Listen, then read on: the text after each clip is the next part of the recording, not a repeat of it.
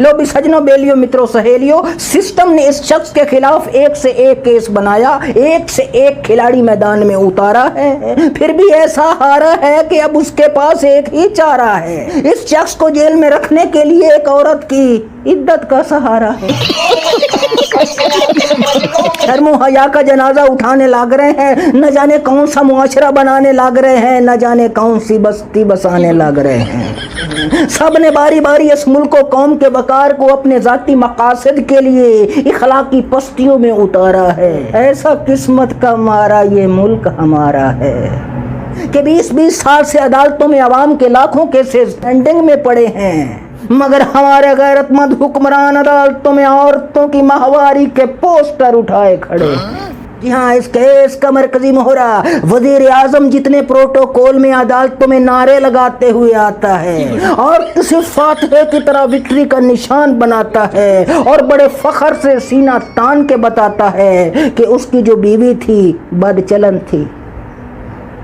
ये भाई साहब दुनिया का वाहिद बाप है जो अपने ही बच्चों की माँ को बदनाम करके मुआशरे में अपनी जवान बेटियों के मुंह पर कालक मलने लग रहा है। जिस बात पर जिस्म शर्म से पिघल के पानी हो जाए, ये उस बात पे फख्र से उछलने लग रहा है।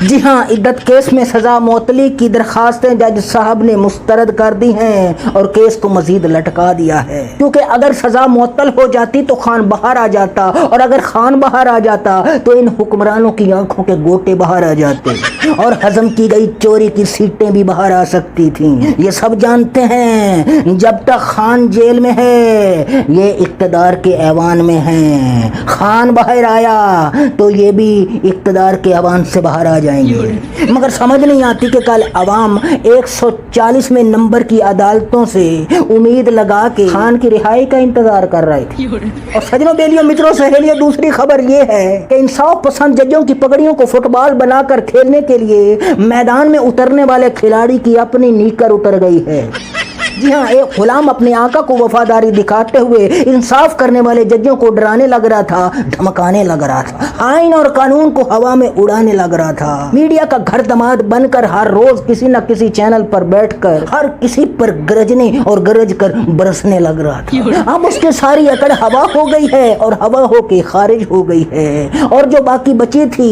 वो हवा खुश्क हो गई है और उसने पालिश करते हुए मारी गई बड़कों पर धग्याते, कांपते, लाचार हाँपते हुए माफी मांग ली है। और माफी मांगने की वजह ये बताई कि किसी मौलवी ने उसे कुरानी आयात के बारे में समझाया, जिसके बाद उसका ईमान ताजा हो गया। मगर लगता है चादर चार दीवारी के तकद्दुस की पामाली, इंसानी हकूक की बदहाली और आधी रात को घरों में घुसकर, बल्कि बेडरूम्स में घुसकर औरतों को जलील करने और बेटियों के जहेज तक को लूटने वाले सिस्टम की तर्जुमानी करने पर कुरान में क्या हुक्म है, उसके कुरान पाक में क्या सजा है, लगता है ये मौलवी साहब ने इसे नहीं समझाया, वरना ये शख्स करप्ट सिस्टम की तर्जुमानी करने से तौबा कर लेता और अपना मुंह काला करके खोते पर बैठकर हर उस मजलूम के दर पर जाता और उनके चरणों में गिरकर माफी मांगता।